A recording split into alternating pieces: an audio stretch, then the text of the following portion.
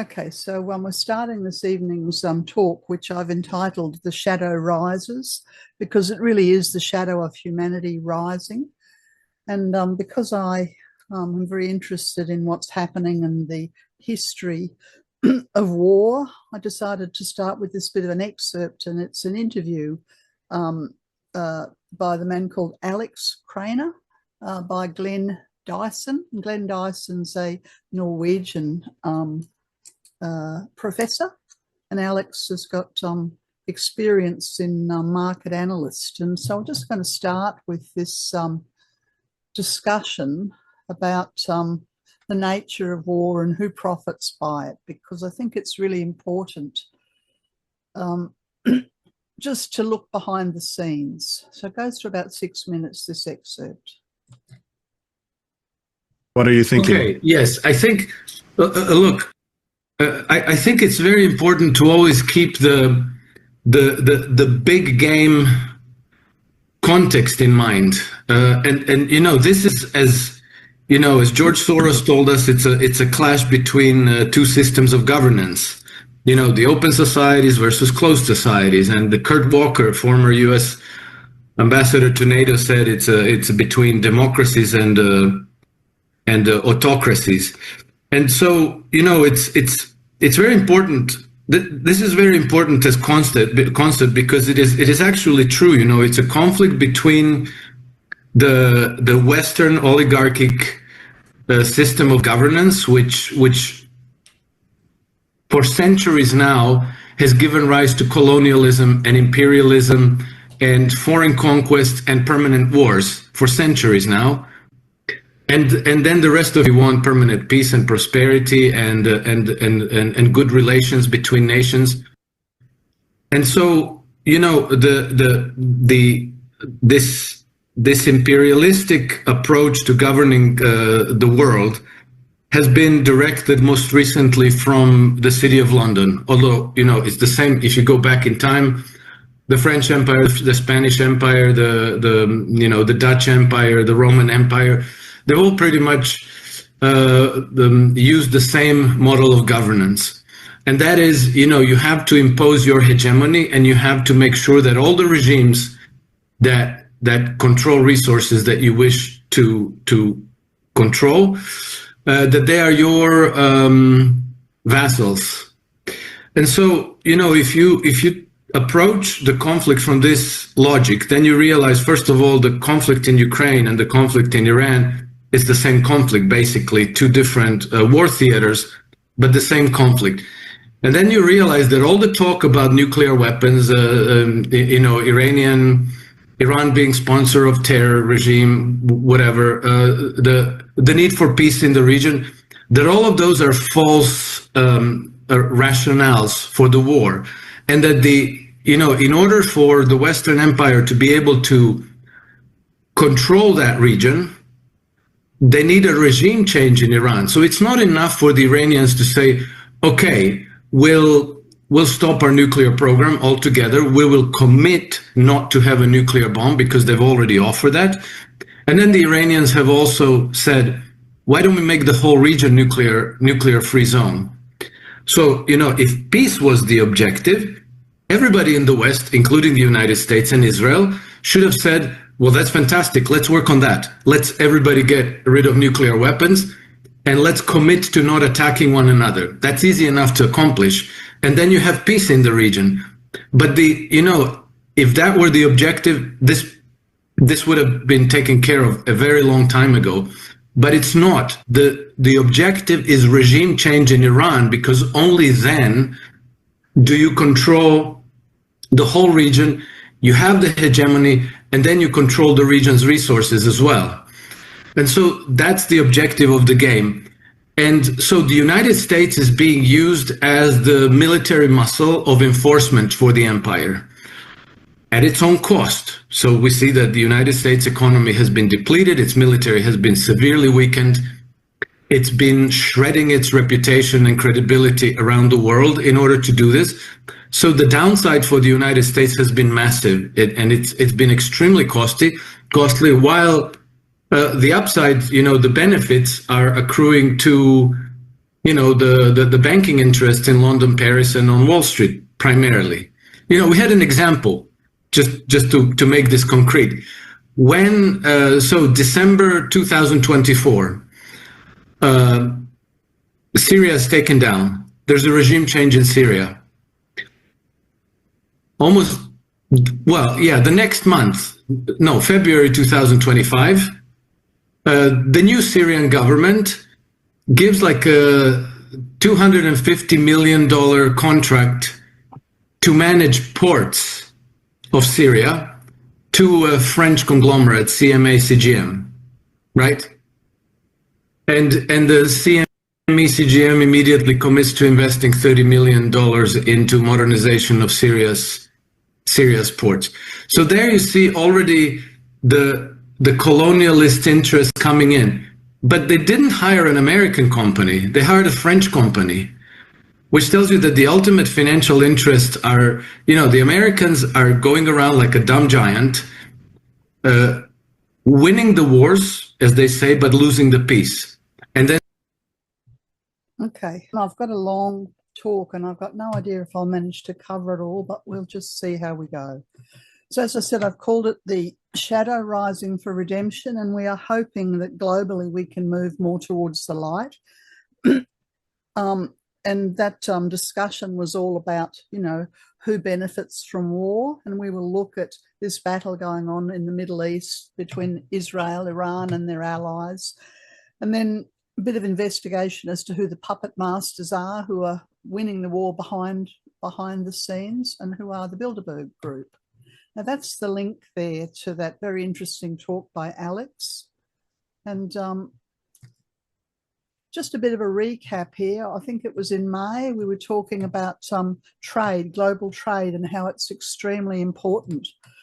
You know, global trade and how in the past the USA dominated. But if you can see from this little map here, China's been fast overtaking them in the last 25 years. And this is a very large concern. And as we know, from that brief discussion, power and money's been in the hands of the empire builders or for centuries. And their method or their model was that someone's the master, someone the slave. That's the colonial model. And they acquired land and assets, drained wealth, gained resources, and if necessary, they killed, starved, enslaved, assimilated, or exterminated the populace. Now, in the modern lingo, the puppet masters who are in the background are doing exactly the same thing, trying to maintain hegemony, absolute control. And in the West, this is packaged and referred to as the international rules-based order, which sounds wonderful in principle. Let's everybody play by the rules. But the rules have been to a very, very small percentage gaining a lot of everything, all the wealth, all the power, all the land, and the rest are missing out.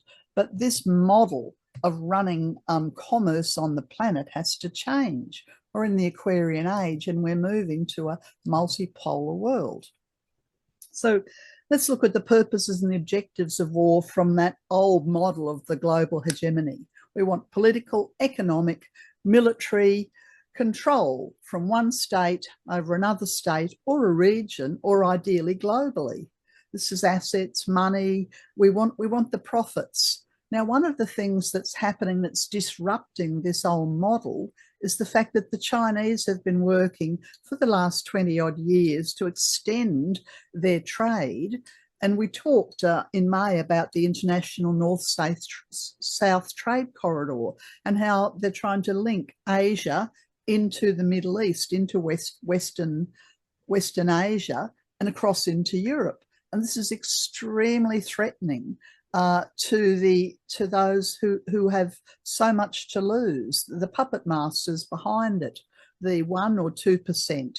And so therefore it's extremely important that they sabotage China and they break up any alliance or allegiances that might be there between the Chinese and the Russian governments. Okay, so that's the purpose of the current war. Now, the objective, therefore, is to get control of any nation, any country, any government that they perceive to be a threat. And therefore, Iran, situated as it is right in the center of this nexus of where the East and the West meet, is territory up for grabs. And so, of course, we've heard Benjamin Netanyahu for 30, 35 years at least. You know, the problems, the Iranians, we want regime change. And we've watched while the Americans have installed puppet governments in South America, in Pakistan, Iraq, Afghanistan, Syria, Libya, Ukraine, you name it. I mean, they've done it in Iran back in the 50s. But it's not just the Americans. I mean, the British were doing this long before the America was even there, the current Americans.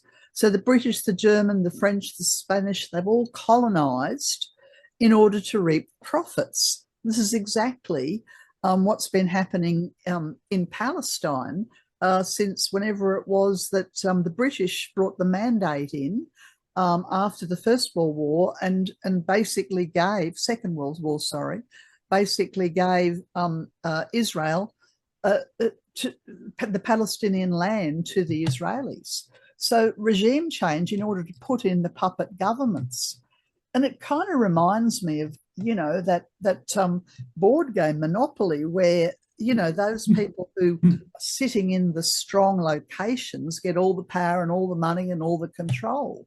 And it comes down to the bankers, as Alex was saying in that discussion. And of course, the method, they can't overtly go and do this, so they need a cover story. They have to have a plausible lie that they can sell. And then this plausible lie comes out of the mouths of the complicit presidents or anyone else in charge.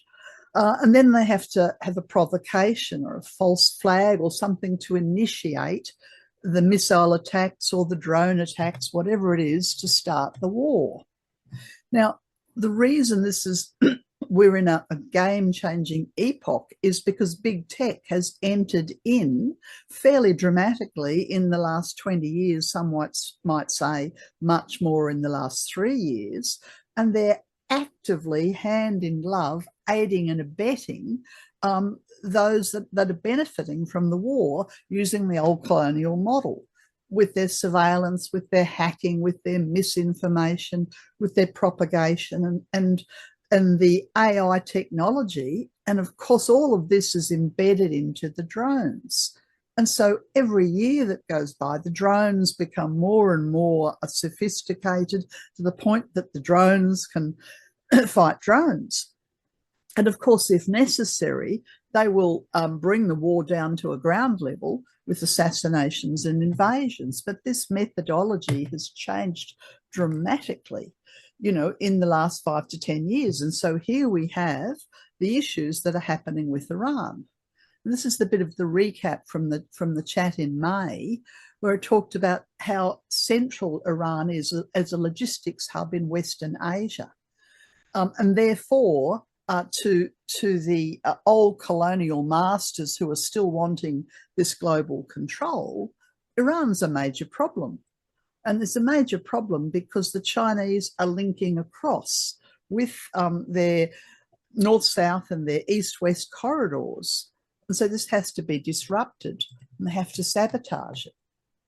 And so this concern about the Middle East and particularly about the Red Sea and especially about the Persian Gulf has been going on since, was it the sort of the 19th century sometime?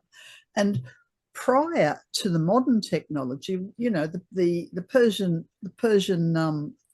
Gulf and the Red Sea, the preferred sea method was to come through there. That was the way they'd come through.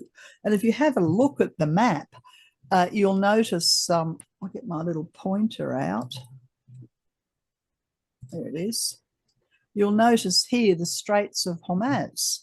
And this is a shortcut through to Europe. It cuts off the long way around. But, you know, we have Iran sitting there. So it's pretty easy to understand from that perspective why this area is enormously in the throat of the battle. And of course, what this region has is oil. Mm-hmm. And a lot of the Iranians, the Iraqis, the United Arab Emirates, the Kuwait, enormous amount of the Earth's resources are in this region. And we know that it's those who want wealth and money and power and land who are, you know, they've got a dog in the fight. And so the fight is really about the control of the resources of this region. And of course, one of the things that's happened just literally in the last week has been the port of Haifa. And now, if you look at Israel there, and here's the main way through the Red Sea or through the Persian Gulf, and only 12% of the global trade is now going through the sea. And so this region, there's a battle as to whoever controls the land in Iran, in the various stans, can trade between the East and the West. And so, of course, therefore, Israel being such a small country and having really literally only one port, well, it's been right at the nexus of the problem. Yes. Because if you can see from this map, the old way, and we've talked about this in the past, if China wanted to go the old way around, they had come down through here and then through Indonesia and all the way around. Whereas now China has developed, and I think I had researched earlier that this link was going to be finished by the end of 2025. But one of the interesting things that's happened, literally, I think 3 weeks before this war started, was that this link here that went from a Western province down into Iran, the very first train came through. So they've opened up this link. So all of a sudden, there's a whole game change has happened. It's about land access. It's about trade, and it's who's got the best technology. So it's the same old game of empire building with new players, maybe in new and different bodies. Yes, and we did talk about that international north-south transport corridor. And how this links, this goes all the way from India up to Pakistan. This is where all the money and the wealth is coming through. You know, for China, this is absolutely crucial to their economic survival. So by Israel attacking Iran, they may as well be attacking China, because this is Chinese investment, you know. This is the Belt and Road Initiative. This is the New Silk Road. Yes. And as I said, the first direct train that went from Xi'an province in China to Iran arrived on the 29th of May. And what is it, a fortnight, 2-3 weeks later? We've had all of a sudden the plan that the Zionists, Bibi Netanyahu, has had for since the 90s, you know, to have regime change in Iran, to take it over, knock it out of the game. All of a sudden, this is the perfect timing to do it, because the Chinese are advancing into China, because the war of attrition, they're hoping, has used a lot of the resources that are connected to Iran and its allies. Yeah, so it's a very large, big strategic picture that is underpinning what's been going on. One of the things that I noticed as I was listening to someone talking this week was that Trump came out and said that the Iranians had been given a 60 days notice. And my ears pricked up, because I thought, hang on a minute. I remember that the Americans and the Iranians were in diplomatic talks in that second week of April. And I counted forward 60 days. And Trump had said in this announcement of his that the 60-day deadline ended on the 11th of June, and the attack began, maybe I've got that wrong, maybe the attack was the 13th of June. It was Friday the 13th, wasn't it? Yeah, 13th. That's right. Yes. So it was a day or two beforehand that the 60-day warning, Trump's deadline, which the world wasn't told about, but he's basically saying we gave the Iranians 60 days. But there's layer upon layer upon layer of truth going on. Okay.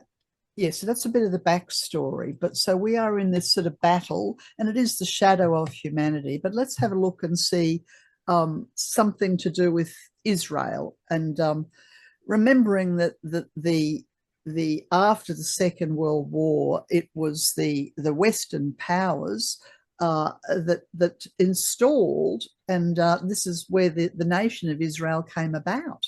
Yeah, and the Western interests, because there's a great alignment between the extreme Zionists, not necessarily the Israeli people, and the neocons or the puppet masters or the colonial masters. So it suits them to have an anchor point in the Middle East. And if the Palestinians are in the way, well, so be it. And so we've had 70 years of genocide. Okay, so let's have a bit of a look at this is the State of Israel's chart. And I'll just find my little pointer. So the planet Mars, see this planet Mars there receiving all these squares up to the Earth, up to Chiron, up to the midheaven, down to the IC. This is very afflicted Mars. And Israel's having a Mars return at the moment, which simply means that this part of the chart, it's on fire, it's boiling. And because of the squares up to Scorpio, then the issues to do with hatred, that's 15 degrees Scorpio, that Saturn's square it in the chart.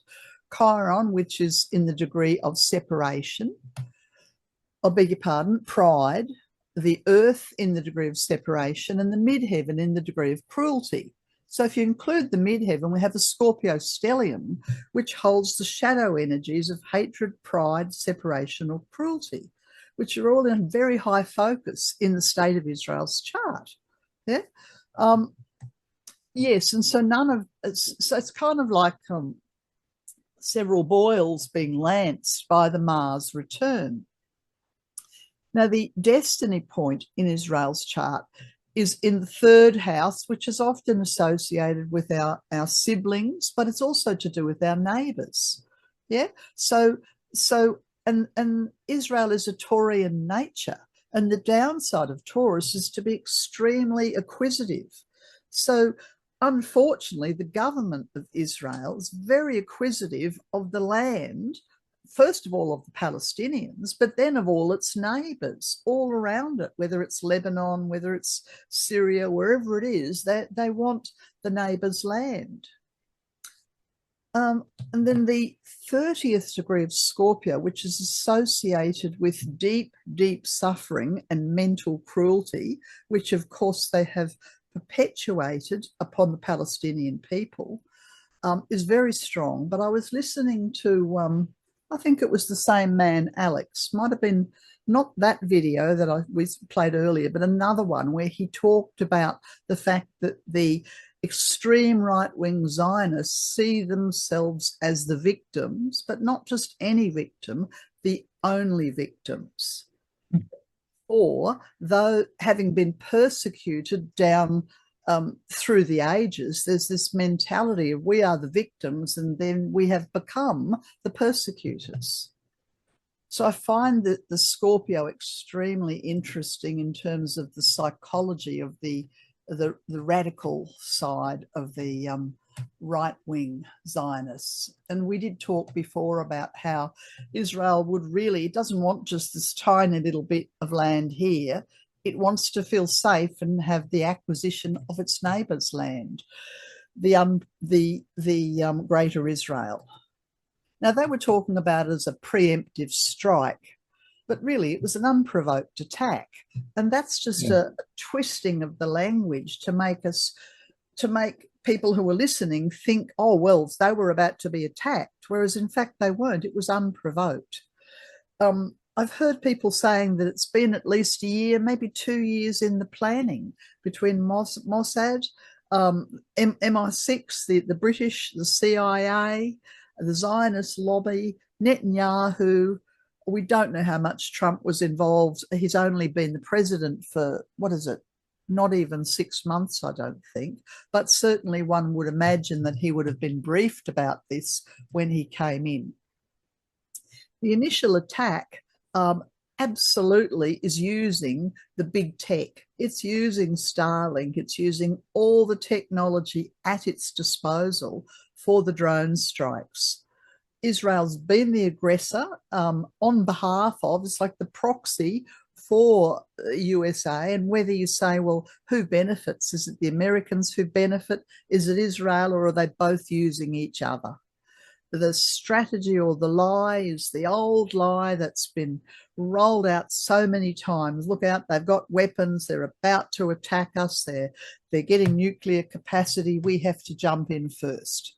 So the Americans have provided the finance and the muscle, because Israel's known from the moment it did this that it didn't have the capacity to win the fight on its own. It knows that it's got its big brother standing behind it, and other nuclear nations. You know, this is Germany and Britain, NATO, who are in the background supporting, aiding and abetting. So this is extremely karmic, seems to me, given that, well, as far back as the Crusades, you know, 1100 after the death of Lord Jesus, that the Western primarily the British or the Christians, one might say, supposedly Christians, have been going into the Middle East, yeah, wanting the land. And I heard someone say that part of the problem for the Europeans is that there's a deep-seated Islamophobia. I don't know whether that's as widespread across Europe, but it's certainly something that's worth considering, that this has been an acquisition and a goal of, let's say, the white Christians for at least a millennium. Now, this particular saying here, Israel is paranoid. It kind of jumped out at me. I heard, I'm trying to think of the name of the man who said it. I've got a link further down. It says Israel is paranoid, and paranoia is very good at creating enemies. Now, when I heard that, I thought, oh, there's that 29th degree of Scorpio. You know, this sense of suffering and cruelty and creating cruelty and being the victim. And therefore, Israel must then kill its enemies. And the same gentleman who was saying this, he was an American ambassador, that's his name, Chas Freeman. He likened what's going on to a modern Pearl Harbor. And then he said something, and I can't remember, but Chas has a very strong career involved in matters to do with war, and he understands it very deeply. And when he likened it to Pearl Harbor, he spoke about the Japanese, whoever it was, whoever the leader was who initiated the attack on Pearl Harbor, who said afterwards, we have had a tactical victory, but a strategic defeat. We have won a victory, but awakened a monster. And I thought, yes, that just seemed to resonate with me, that this is what's happened. You know, Israel may think it has had a victory, maybe at least in the first 48 hours, but has awakened a monster. Okay, let's have a look at the chart here, and I've covered it up so you can't see it, but the chart on the outside is Israel's strike against Iran.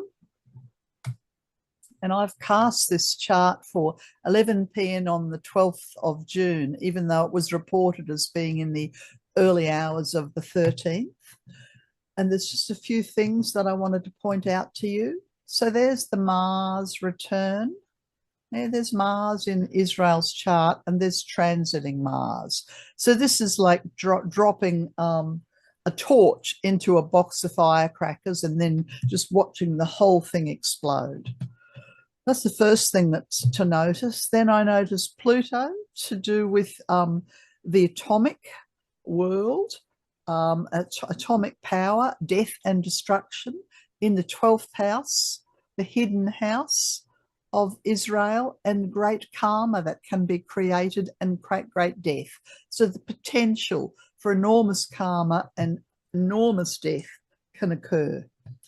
Then I noticed the south node, the transiting south node on the 8th house cusp, Israel's 8th house cusp. Now, this is the past. The 8th house cusp is an opportunity for transformational change. Yeah. It's a Scorpio point, you might say. And what we have here is a repetition, the south node of death to the other.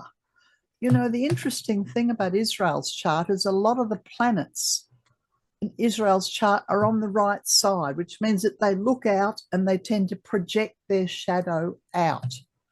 Can I make a point here, Chandra? Please. The horoscope I've seen for Israel has a Libra ascendant. Oh, okay. Okay. Well, and I haven't looked at it for, well, quite a while now, so I haven't studied it like you have, but that's the chart which I'm familiar with. And so I think we have to maybe state that the ascendant or rising sign is in somewhat of a dispute. Okay, fair enough. I'll leave that on. Maybe I've picked up a different one. Yeah. Okay.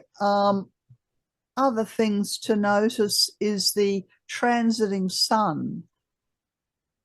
That's right. Yeah, here we are, the sun towards the end of Gemini, right on the natal Uranus. So an opportunity to do things differently, or an opportunity to strike suddenly. You know, Uranus does things come out of left field. Now, when the sun and Uranus are together and it's Gemini, there's at least two plans or two layers or two levels or two lots of lies going on. So there's a lot of duplicity, or a lot of what you see is not what you get.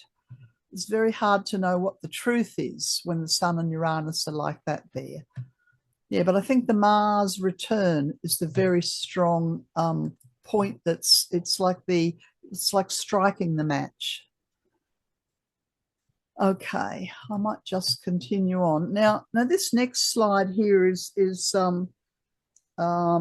that man Alex. It was in a different video, and he talked about something that he had heard, and he referred to it as a messianic, is that how you pronounce it, requirement for the redemption of Israel. And he said that he knew somebody who was a rabbi, who said that there's a belief system in the extreme right-wing Zionists that's almost like a form of mass formation psychosis that is deeply held and deeply believed. And it's to do with the ancient history of the Jews in Babylon and how they're waiting for the Messiah to come, but they believe that collectively the Jews have to be redeemed for their sins. And in order to be redeemed for their sins, they need to be punished by the whole world turning against the Jews. Now, I'd never heard of this before, but and it's very interesting because I tie it into all the Scorpio energy, and so if even just a small percentage, and apparently Bibi Netanyahu is absolutely of this belief. You know, very strongly involved in this belief system that somehow or other the Jews are waiting for the return of the Messiah who will come to them. They have to be punished. They have to therefore engage in blatant evil so that everyone turns against them. And then through their punishment comes the redemption. And I just was listening to this, thinking about all that Scorpio, and especially the last degrees of Scorpio. But Alex, when he was explaining all this, he said there's a specific date in 2027, that's 18 months away, and he didn't know exactly what the date was. He thought it might have been the 2nd of September, when all this was going to come to a head. And then after the Jewish people being punished and redeemed and the Messiah coming, just to then, well, then the Temple of Jerusalem would be rebuilt. It seems like an outrageous story, but I couldn't just sort of put it aside and say that's rubbish. There was something about it that made me think this is worth investigating. Anyway, the story, according to this rabbi who was talking about it, was that Benjamin Netanyahu is supposed to be the last leader of Israel before the Messiah returns. And that sort of helped me to understand why, you know, the Zionists believe that they are the victims, and they can't see that actually they're projecting their paranoia out to the Palestinians, to the world. So there's the link to that talk. And I'll just leave that one with you. But I did find it very interesting in terms of this pattern of persecution. Okay, let's just leave that for a moment and talk about Iran. So there's been a lot of discussion in the last week about whether or not the Iran actually has weapons and they're about to launch them. And the general consensus from the International Atomic Energy Agency is that they don't have them, and even if they did want them, it'd be at least 3 years away. Tulsi Gabbard said exactly the same thing. So they've come to the conclusion that there is no smoking gun, there are no nuclear weapons, and in fact, Iran has been open to the inspectors of the IAEA. So that seems to blow the cover story out of the water. Yeah. It has also come to light in the last week that there's been collusion by the IAEA officials where they've passed the information as to who were the head scientists, where should the Israelis attack, you know, who are the nuclear scientists, who are the officials, where's the enrichment facilities. They've passed this information through. So there's been betrayal. This is that Gemini energy on a deep level. That was just on day one. In the week that's followed, well, Netanyahu left, I think, the following day on the 14th of June. He's scuttled to Greece somewhere, flew out. And after the old missiles coming out of Iran, now they've been using the hypersonic missiles, which the Israeli air defense can't block. They can't stop them. So their grand plan of collapsing Iran in the first 48 hours just doesn't seem to be working. Their iron domes, the shield to protect them's failed. They've lost their port. There's been damage to the gas and to the oil refineries. So this is really, really serious. And of course, the ramifications of hitting the gas and the oil refineries is going to hit everybody on the planet. Yeah. There have been decoys, there have been drones, there have been Mossad agents on the ground in Iran. They've been hitting the residential, the internet. I heard that ordinary Iranians are being suggested to them, get rid of your Instagram and your WhatsApp and your Facebook because that's how they're tracking people. They've attacked the banks, the essential services. Today, I think an aid organisation was targeted. Yeah. So, you know, there's, and yet while all of that is happening and Israel's failing to report where what's happening to their citizens, they have a media blackout so that the Israeli people don't really know what's going on. They're putting out to the Israeli people, we're winning, but not the extent of the drama. Meanwhile, there's this threat to assassinate. And of course, as soon as nations start to say, well, we're going to assassinate the leader of another nation, this breaks the Geneva Convention. Yeah. So we seem to be beyond the, you know, the rules of engagement of democracy.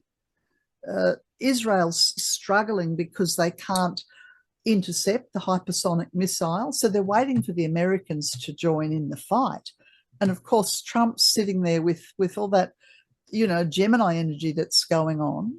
Nobody knows whether or not he will join. It's purported that there's less than a fortnight's worth of firepower that the Israelis have where they can keep blocking what's coming from Iran. So, you know, we're on a countdown, you know, whether we've got till the weekend, whether we've got at the most 10 to 12 days, somewhere between now and 10 or 12 days, the Americans will either come in or they won't. Meanwhile, you know, Donald Trump's just having a bet each way. He talks this, he talks that, he blames here, he makes light of it there. It's psychological warfare. in the modern language, we call this gaslighting. You know, it's like, oh, well, the Iranians need to come to the table. Oh, they were going to attack us. So he's got this sort of lightweight verbal going on, but in the background, the moving troops, in the background, they're getting all the ballistics in place. In the background, they've contacted Jordan. So can we use your airspace? You know, they're in the background. There's so much happening where they're resupplying Israel. The big sticking point seems to be the underground nuclear facilities in Comanche, is that how you pronounce that? Which apparently only America has the weaponry to be able to deal with, and it's going to take them times to get there. You know, and if you're watching all of this or listening to it on the radio, you might go, okay, some of this sounds a little bit familiar. You know, the big bad enemy has the weapons of mass destruction and we have to come in and save you. And this was happening in Yugoslavia in 1999 and Iraq in 2003 and Libya in 2011, Syria 2018. This is an old story. US doublespeak. You know, and sometimes when you listen to Trump, he says, we didn't know anything about it. And then he makes a slip up and says, it's our war. And then he's bragging, we're winning. So, you know, it's muddying the waters. But we do know that it's been a year, maybe two in the planning. We do know that there was a 60-day deadline that seemed to coincide with a trade deal. So there's the Americans saying, well, we want a deal. They want to be in on the game of the money and the power with Iran. And they want to get there before the Chinese do. And if not, we're going to blow you out of the water. Yeah. And then, of course, that's to say nothing of Donald Trump going to the Middle East and, you know, glad handing everybody and making big billion-dollar deals, million-dollar deals in May, all the while the 60-day deadline's ticking and ticking. And the jury's out as to whether or not it was a plan that he would apparently snub Netanyahu while he's actually working hand in glove with him. But it's fairly clear that whoever wins, Trump wants to be on the winning side. He wants to share the glory. And so we have to say, well, you know, decades ago, they had wars, you know, with puppet governments. But, you know, this war by proxy is what's going on now.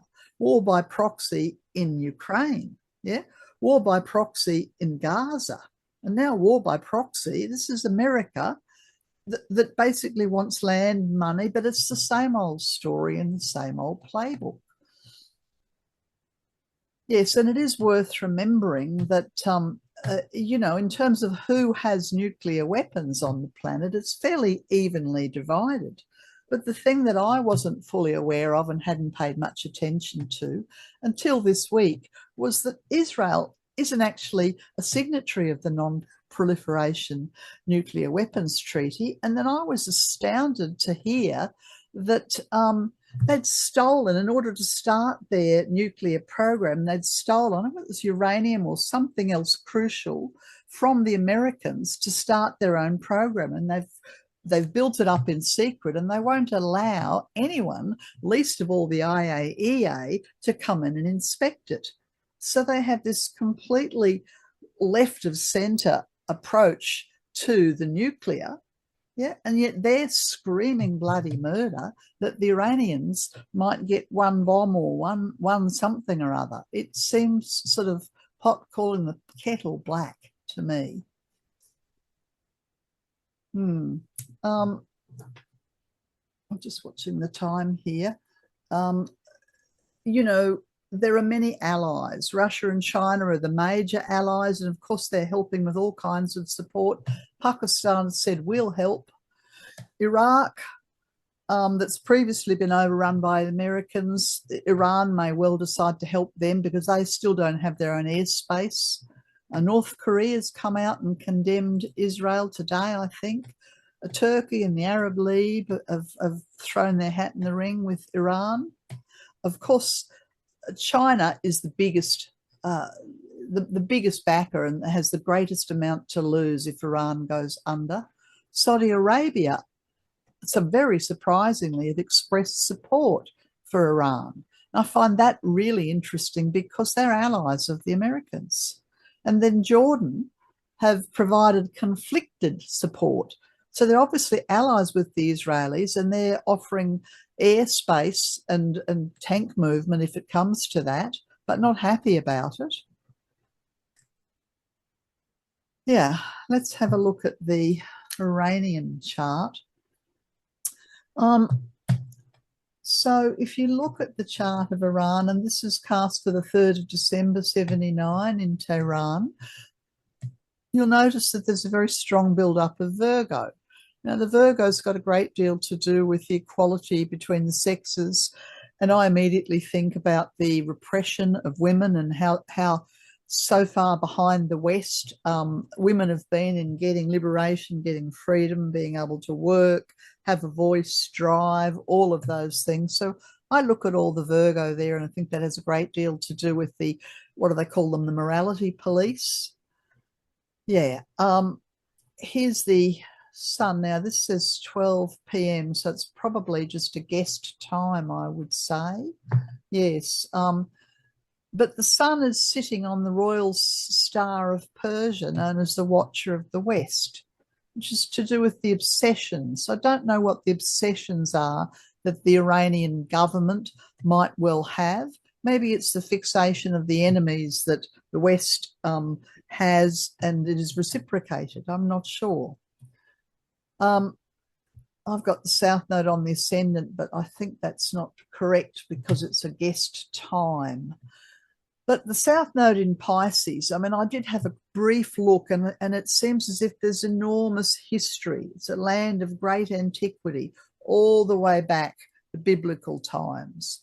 And yet, you know, the West have been after it from at least the 50s, when the US led a coup, and then the Iranian Revolution, and then the Americans put puppet in the 50s, I think that was, and then the revolution came about in the 70s. But, you know, there's a lot of the mutable signs. We've got the moon and the earth down there, you know, a lot of Gemini and Virgo and Sagittarius. I look at it and it sort of strikes me that it's connected to the ordinary humanity and the mutable cross, not necessarily great evolution. Yes, I might leave that and keep going, I think.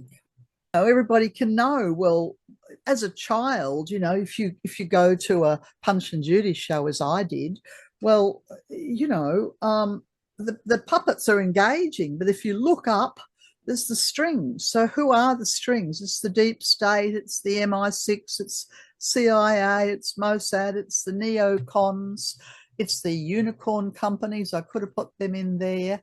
There's all these people pulling the strings. Previously, we would have said that they were the colonials.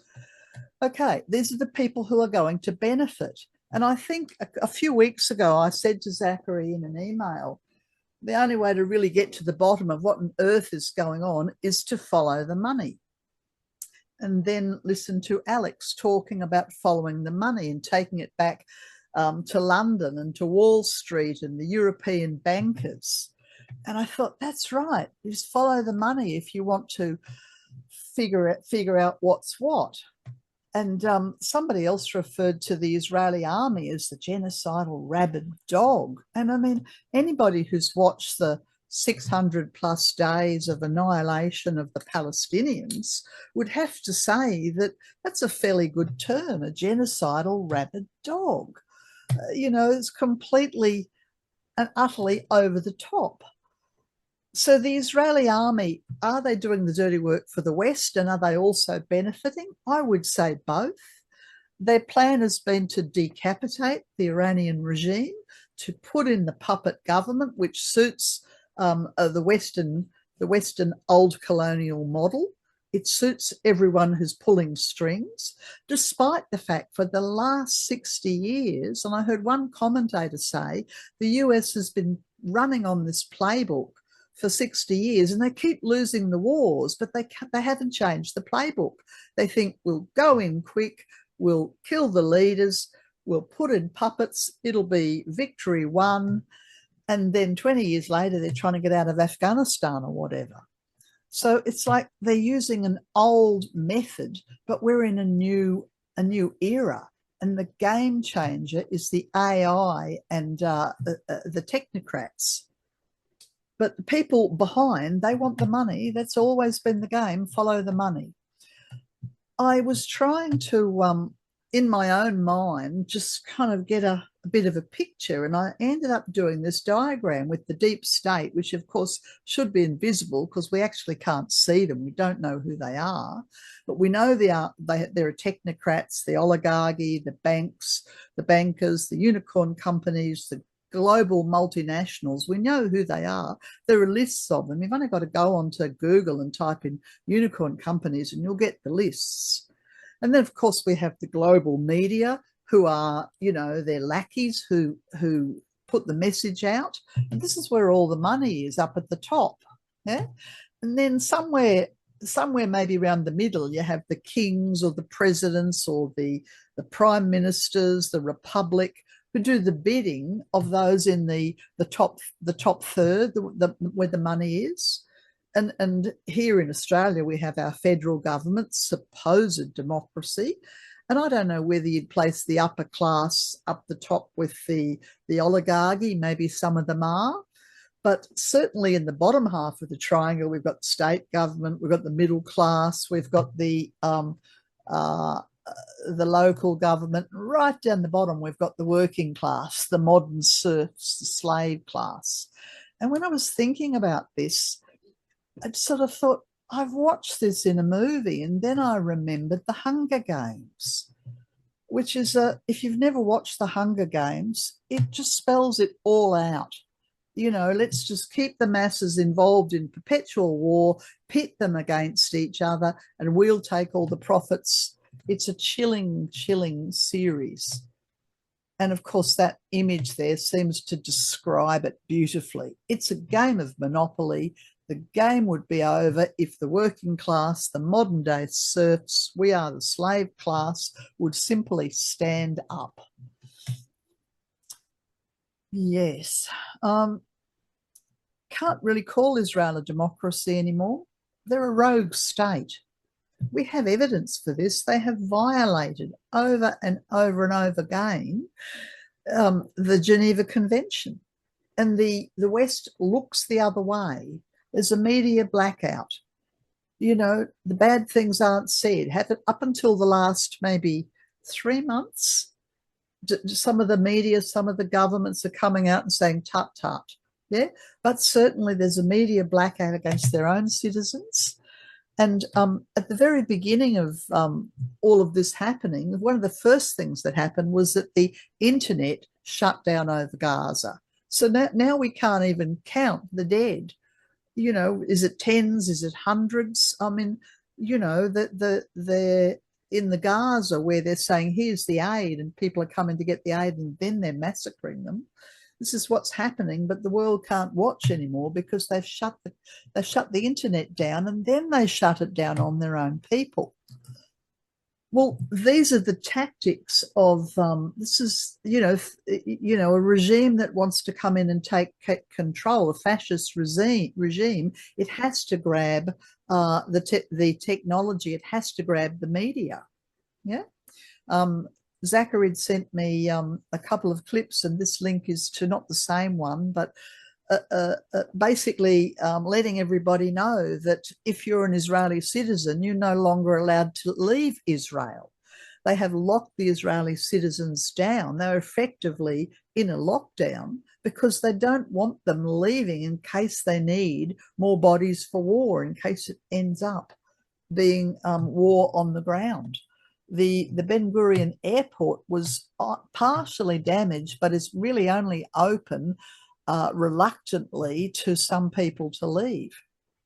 And of course, everyone's going to feel the ramifications of this because the oil and the gas fields are being hit. One of the very first things Israel did was a state of emergency. Well, we should all be awake up by now that when a state of emergency is called, think 2020, then they can do what they like. They put the police on the streets. You can't leave your house. You can't shop here. You can't there. Yeah. So they're continuing the extermination. And I did hear somewhere that somewhere between 60 and 80% of the average Israelis support the genocide because they're not given the truth. They're given the version of it that Netanyahu's government wants to give. I heard somebody else say the world order, this was that ambassador, the American ambassador, Chaz. He said the world order based on the rule of law is dead. Expediency rules, no treaty is binding. Mainstream media has been compromised. They're just puppets and scribes. Well, we've known that for a long time, but I thought that was interesting because this gentleman, Ambassador Chaz, I've forgotten his surname, is certainly not somebody who's on the extreme left. He's a centrist, previously very, very well respected in the army. And now, of course, some people might say, well, Israel's getting what they've been doing to the Palestinians for 2.5 years. Everybody suffers, nobody wins. Only the people at the top of the pyramid look like they're winning. Yes, the economic fallout, that's certainly the biggest risk to us all. This, you know, I immediately, when I heard about it happening, I immediately knew it was connected to trade and the Chinese and the corridor and the Straits of Hormuz. It's hardly being talked about, hardly anyone. I think I've heard in the last week one commentator connect it to the Chinese and the expansion of trade. Yes, destabilization of the global markets. Okay, so what I have here is Donald Trump's, let me find my little pointer. Donald Trump's solar return.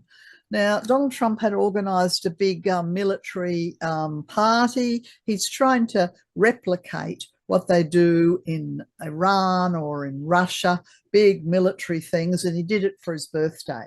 Yeah, isn't it interesting that the strike happened on his birthday? You know, is this accident? It's hard. I don't think so. Anyway, so this is his birthday chart for the next 12 months. So, what do we notice? I didn't have my pointer. Let me get my pointer. We have big red square, a mutable angular nodal grand cross between the sun in Gemini, the north node in Pisces, the earth and the IC in Sagittarius, the south node and the ascendant in Virgo. This is a bit like a merry-go-round that's spinning. And how you get on and how you get off, it's pretty tricky, you know. Is he in control of what he's participated in? We don't know the answer to that question. How many lies or levels of deceit or various stories are going to come unraveled in this next 12 months? If this was an individual's chart, it'd probably say to them, just stop, stand still, take a deep breath, go and tune in as the earth down the bottom to the heart and find a path forward and commit to something that resonates with the heart. It seems very unlikely that that's what Trump's going to do. And it seems to me that all the various lies and the deals that he says he's done here, I've done a deal here and I've done a deal there, and we only have Donald Trump's word for it. I heard one commentator today, very interesting man who was currently, I think the talk might have been 2 days old, and he was in St. Petersburg attending talks on trade. He said there were, I don't know, more than 1,000 delegates from all over the world, primarily the South and the West, the BRICS nations. Anyway, he'd been talking to people who had the ear of the Russians and what's going on there, and they said that when Trump was bragging that he'd been talking to Putin, apparently that's an out-and-out lie. Putin said no, he didn't ring, we haven't discussed things. So you don't know what comes out of his mouth and what's a half truth and what's a full truth and what's one hand doing and the other hand's behind the back. All of this is the big mutable nodal grand cross. So this is a year where Trump won't know whether he's up and down, and eventually we know that people who start to tell lies or spin stories, they can't keep the thread of it and they lose the plot. Absolutely lose the plot. And one would have to say with the South Node on the ascendant that there's some old karma being played out here. I don't know what it is, but there's some old karma being played out. What have I got there? I can't read my own little scribble there. I've just got this note to myself that Mars is square Uranus. There, and that's the trigger point. And so there's Mars, that's the bomb that's gone off in the Israeli chart with the Mars return in the house of enemies. Will some of his friends become his enemies?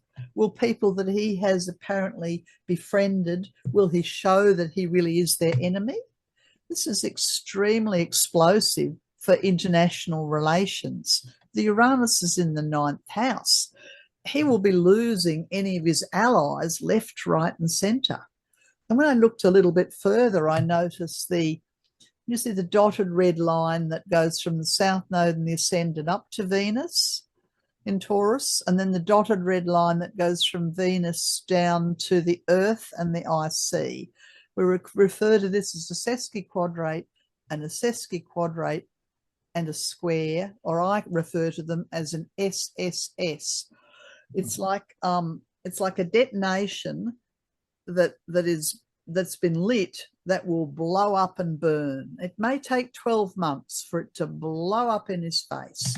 And a pattern like that always comes about when there's an attempt to control or manipulate, and Venus in Taurus is doing the controlling or the manipulating. So I think, well, money, greed is the downfall for him, and something will within 12 months blow up in his face. Hard to say exactly what, but nothing much about this chart you would say is easy. I shall continue on. And it was that Ambassador Chaz who talked, it was the Japanese leader in the Second World War who talked about the opening of the gates of hell. So what are we liable to have? Will it be a protracted war of attrition? Will it backfire and regime change? Will that occur in Israel? Will it backfire and will Trump lose his base? Will the anti-war people who voted Trump in because he said he was the president for peace, will they rise up and turn against him? Will it create a split with the people who are trying to make America great again? Will we end up with civil war in the US? All we know for certain is that war profits the puppet masters. It's very good for them. They make money. They make money. Worst case scenario, someone will unleash a nuclear weapon. Yeah. Other things that may well happen, either before or after, or if we get a nuclear weapon, is that there will be a shutdown of global society because they've already had their trial run in 2020. Let's see if we can shut down the whole planet. What's the excuse that we'll use? Let's say there's a virus. Let's say it's going to kill everybody. Let's call it a pandemic. That's the reason why we have to lock the world down. Why would we want to shut down the world's global society? Because we want to impose a new one world government. Yeah. How are we going to do it? Yeah. Will it be war, or will they go back to the old playbook and release some contaminant? Will Big Pharma be involved as well as Big Tech? We don't know.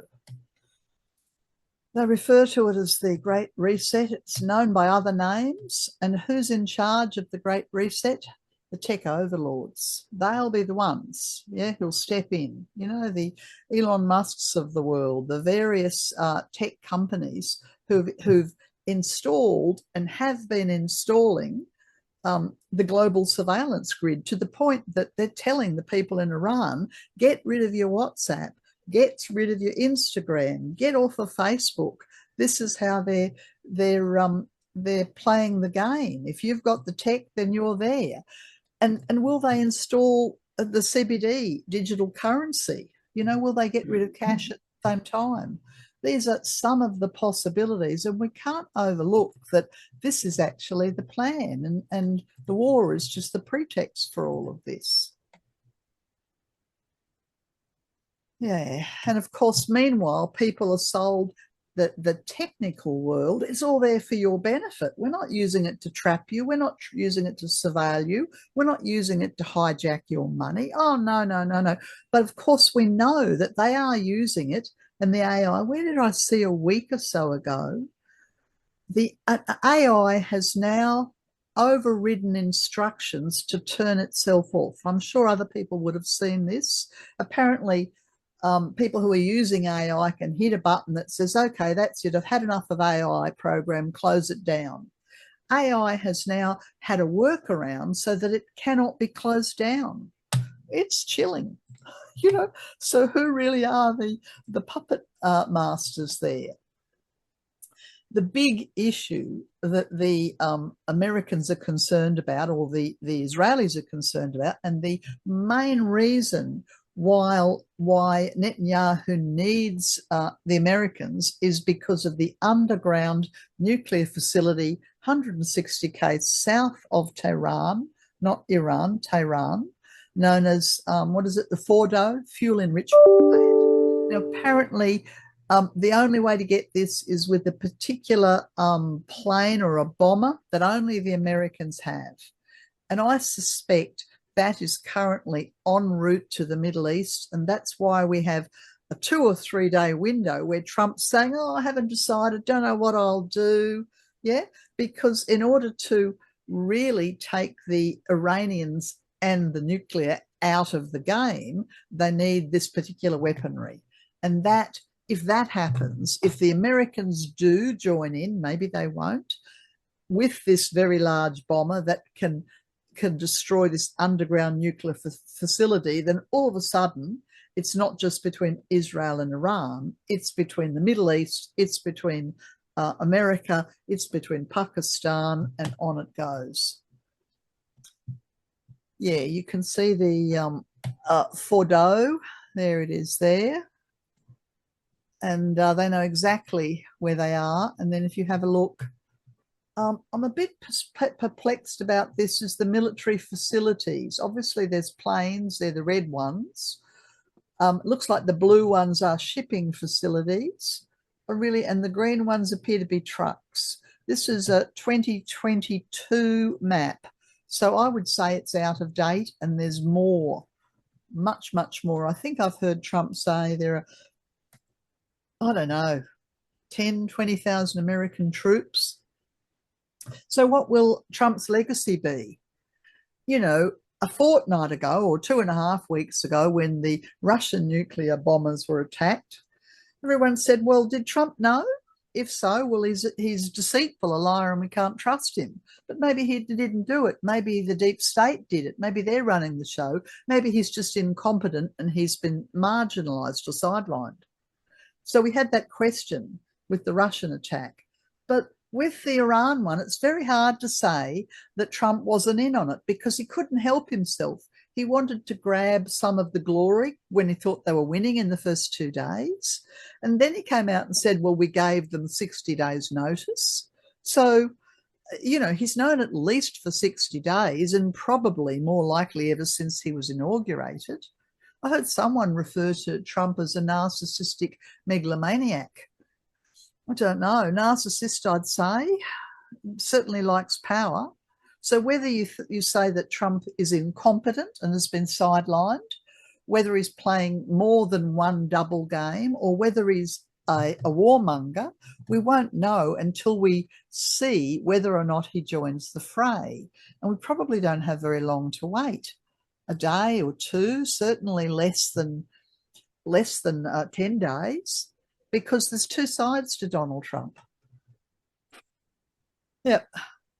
it's fairly clear that that part of his legacy will be that he's destroyed the good faith and trust of the Russians, of Western nations. I mean, even the Australian Prime Minister's been sort of backing away, going, hang on a minute, let's go and talk to the Europeans. He's trashed the negotiations with the Russians. He's burned all his bridges with the people who voted for him as the peace president. His international credibility is trashed. So unless he refuses information and disinformation and fake news and humans being controlled, it's seriously depressing. And I think I'm going to stop because I definitely have seriously depressed myself.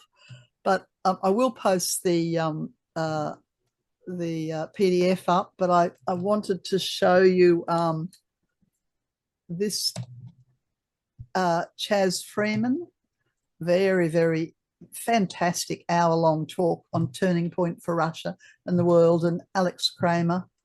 We saw a little bit of that, and I've got a feeling there was another talk of his and I failed to put the link in. Yes, but I'm just going to stop the recording now. I can find the button.